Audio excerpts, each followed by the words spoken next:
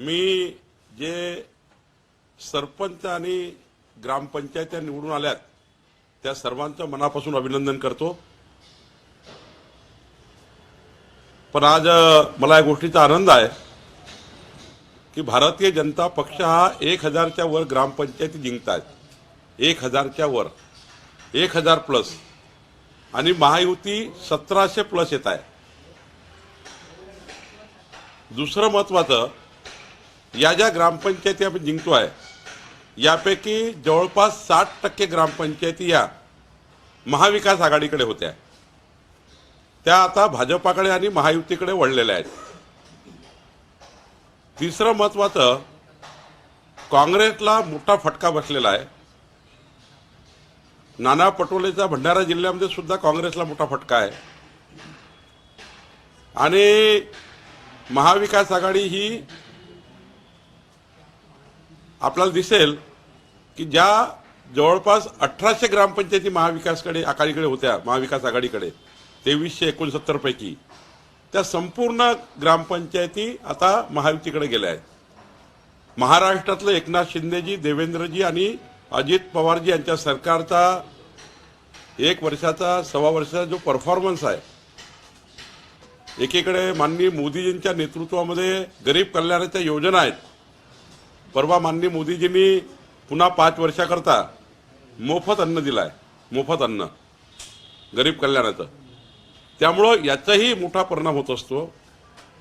सरकारचं, केंद्र सरकारचं काम थेट ग्रामपंचायतला पोहोचत आहे। 15 वित्त आयोगाचा पैसा थेट आता ग्रामपंचायतला मोदीजींनी दिलाय, थेट दिलाय मोदीजींनी 15व्या वित्त आयोगाचा। त्यामुळं ग्रामपंचायतीमध्ये आज विकास कशामुळे सुरू आहे? थेट आमचे देवेंद्रजी असतील, एकनाथजी असतील, गिरीश महाजनजी असतील, यांनी मोठ्या प्रमाणावर 25-15च्या माध्यमातून ग्रामविकासाचा पैसा दिलाय आणि त्यामुळं मला वाटतं हे मोठं यश मिळालं आहे। खरं तर माझ्या अपेक्षेपेक्षा मोठं यश आम्हाला मिळालं आहे। भाजपा 1000 प्लस होते आहे, याचा आनंद मला आहे। जनतेने विश्वास ठेवलाय भाजपवर असं म्हणायला लागेल या निवडणुकीत। भाजपावर जनतेचा नेहमीच विश्वास आहे। विरोधी पक्ष हे कन्फ्युजनचं राजकारण करत असतं, पण आम्ही जनतेला कन्व्हिन्स करून मतं घेत असतो। आमचे नेते जे काम करतात त्या नेत्याच्या कामाच्या आधारावर, आता बघा, भारतीय जनता पार्टीच्या टीमने महाराष्ट्र सरकारसोबत बसून 25 लाख युवकांच्या सेल्फी काढल्या, सेल्फी विथ माटी। खरं तर मोठ्या प्रमाणावर आमचं यश आम्हाला मिळत आहे आणि त्यामुळं अशा कार्यक्रमाच्या माध्यमातून, योजनाच्या माध्यमातून आम्ही जनतेमध्ये आहो। सत्ता आणि सरकार, सत्ता आणि संघटन, भारतीय जनता पार्टी सरकार आणि संघटन हे दोन्ही चाकं योग्य पद्धतीने चालवत असल्यामुळं शेवटचा आमचा जो बूथवरचा कार्यकर्ता आहे तो योग्य पद्धतीने लढल्यामुळं आम्हाला यश मिळालं। ग्रामीण भागाचा खोल आहे, आगामी लोकसभा निवडणूक आहे, त्यानंतर विधानसभा निवडणुका आहे, कसं बघता हे ग्रामीण यश त्या निवडणुकीपर्यंत कायम राहील? महायुतीच्या 45 प्लस जागा महाराष्ट्रामध्ये आम्ही जिंकू, विधानसभेच्या 225 जागा महाराष्ट्रात आम्ही जिंकू। एकही जागा मी सांगितल्याच्या कमी होणार नाही, कारण महाराष्ट्राची जनता आता मोदीजींच्या सोबत आहे। मी 42,000च्या वर लोकांशी संवाद केला, 16 लोक सोडले तर बाकी लोकांनी मोदीजींनाच त्या ठिकाणी पसंती दर्शवली। इन कॅमेरा माझ्याकडे रेकॉर्डिंग आहे, त्यामुळं मोदीजींनाच त्या ठिकाणी महाराष्ट्रामध्ये पसंती आहे आणि त्यामुळं आम्ही लोकसभा, विधानसभेमध्ये सुद्धा प्रचंड ताकदीने 2/3 महाराष्ट्रात 2/3 पेक्षा जास्त जागा लोकसभा आणि विधानसभा जिंकेल। विरोधक कायम टीका करत होते की उभाटा गटाला फार कमी सीटा दिसत आहेत, याचा अर्थ असा होतोय की सिंपती संपलेली आहे। खरं तर एक मोठा बाऊ तयार केला होता, पण आता लोकांना हे समजलं आहे सत्तेकरता माणसाची किती लाचारी होऊ शकतं, मुख्यमंत्री पद मिळवण्याकरता किती बेईमानी करावी लागली। सहानुभूती काही दिवसाची असतं, पण जेव्हा जनतेला सत्य कळतं, जेव्हा जनतेला सत्य बाजू कळतं, तेव्हा जनतेला निर्णय घेता येतं। आता जनतेला कळलाय की उद्धव ठाकरेंनी भाजपाशी बेईमानी केली होती, हे जनतेला कळलंय आणि म्हणून आता तुम्हाला हे निकाल दिसतात आहे। हीच परिस्थिती शरद पवार गटाची पण आहे। हीच परिस्थिती शरद पवार साहेबांच्या गटाची आहे की शेवटी अजितदादांना त्यांच्याकडनं बाहेर का निघावं लागलं आणि अजितदादांनी जी भूमिका घेतली की मोदीजींच्या नेतृत्वातला भारतच चांगला असू शकतो, मोदीजी जगातला सर्वोत्तम भारत निर्माण करू शकतात, या भूमिकेतनं जेव्हा अजितदादा इकडे आले त्यामुळं जनतेने अजितदादांचंही नेतृत्व मान्य केलं आहे. जागा वाटप जे आहे आगामी काळामध्ये, म्हणजे फॉर एक्झाम्पल काटोलचं उदाहरण घेतलं तर भाजपला सर्वाधिक जागा आतापर्यंत मिळाल्या आहेत आणि त्या ठिकाणी मतदारसंघ जो आहे राष्ट्रवादीकडे आहे. मग अशा ठिकाणी भाजपचा दावा जो आहे तो कायम होईल आणि तुम्ही आग्रह कराल त्या सीट्सचा? आम्ही ठरलं आहे, आमचे तीनही नेते आणि केंद्रीय पार्लमेंटरी बोर्ड जे ठरवेल ती विधानसभा त्या लोकसभा जागा आमच्या येतील त्याला आम्ही 100% निवडून आणण्याचा प्रयत्न करू. भाजपा ही कुणाला जागा गेली तरी भाजपा आपला रोल हा 51%चा अदा करेल. भाजपा पूर्ण पाठीशी उभी राहील. एकनाथ शिंदेजी अजितदादांच्या नेतृत्वातल्या सीट सुद्धा भाजपा निवडून आणण्याकरता पूर्ण मदत करेल आणि भाजपा आपल्या सीट आणणारच आहे. एकनाथजी देवेंद्रची मदत एकनाथजी आणि अजितदादाची मदत घेऊच, पण त्यांना मोठी मदत आम्ही देऊ. विरोधक कायम टीका करत होते की ग्रामीण जनता भाजप सोबत नाही, कापसाला भाव नाही, सोयाबीनला भाव नाही, त्यामुळे फटका बसेल. त्याच्या उलट चित्र दिसतंय. ग्रामीण भागाच्या जनतेला एकच विश्वास आहे, देशाचा आणि महाराष्ट्राचा विकास भाजप आणि महायुती करू शकते हा विश्वास जनतेला आहे. कितीही कन्फ्युजन तयार केलं, कितीही तोंडाच्या वाफा काढल्या तरी भाजपा जिंकणार आहे किंवा महायुती जिंकणार आहे हे आता स्पष्ट झालं आहे. निवडणुका घेत नाही, निवडणुकीला घाबरता.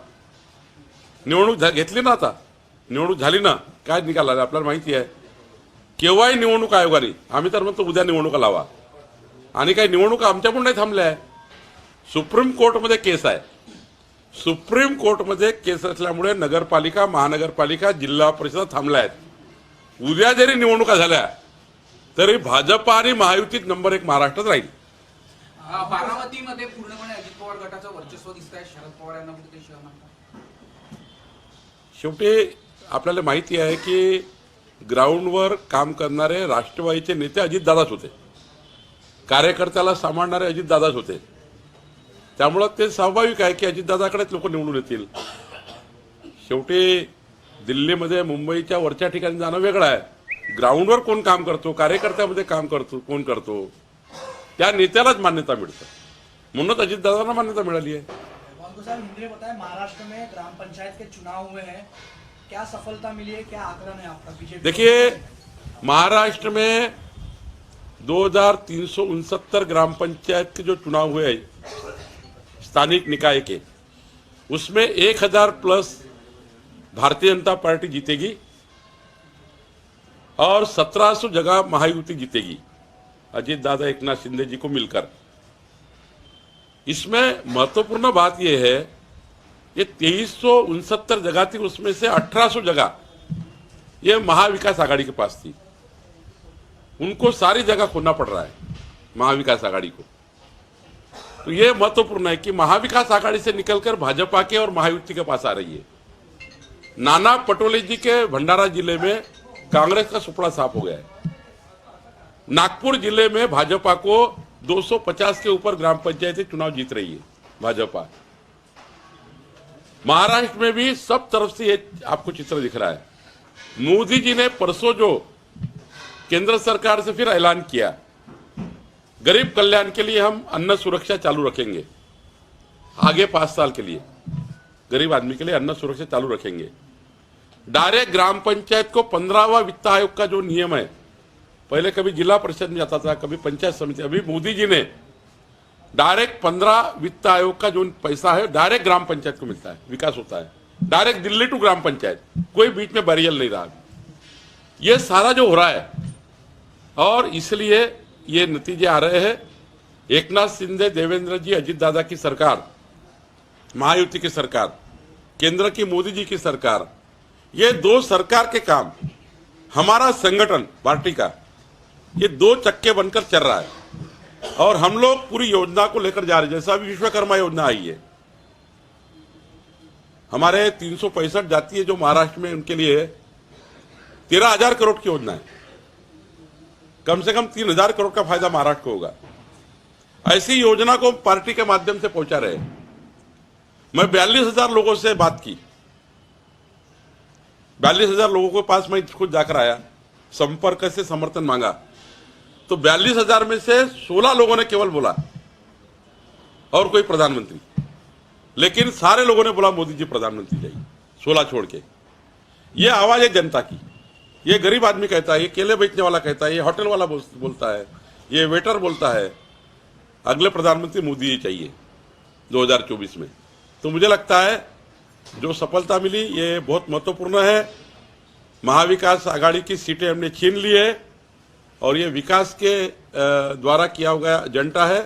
मैं जो चुन के आए उनको बहुत बहुत अभिनंदन करता हूं और आगे जो जनता विकास चाहती है तो महाराष्ट्र सरकार और पुरजोर काम करेगी और जनता, महाराष्ट्र की ग्रामीण जनता को न्याय देगी और इस जो निकाल आए हैं इससे और सरकार को बल मिलेगा। गेल्या काही दिवसामध्ये महाराष्ट्रात भिंगरी बांधल्यासारखे फिरले, त्याचा कुठेतरी परिणाम संघटनेवर आणि एकूणच दिसतोय। आमची संघटना मजबूतच आहे, पण मी आता 30 लोकसभेत जाऊन आलो। 30 लोकसभेमध्ये मोठ्या प्रमाणावर प्रवास केलेला आहे। पुढच्या 18 लोकसभा मी या महिन्यात करणार आहे।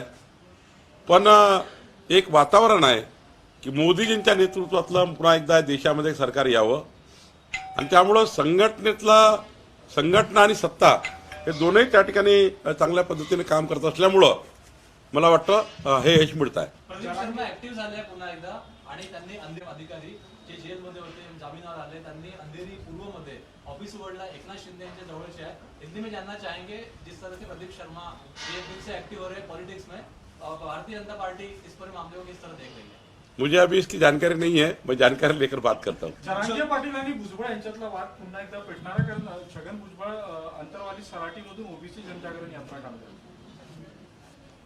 नाही, असं आहे की दोन समाजामध्ये वाद होऊ नये, ओबीसी आणि मराठा समाजात वाद होऊ नये, ओबीसींचं आरक्षण कुठेही कमी न करता मराठा समाजाला आरक्षण देण्याची भूमिका ही सरकारने स्वीकारली आहे।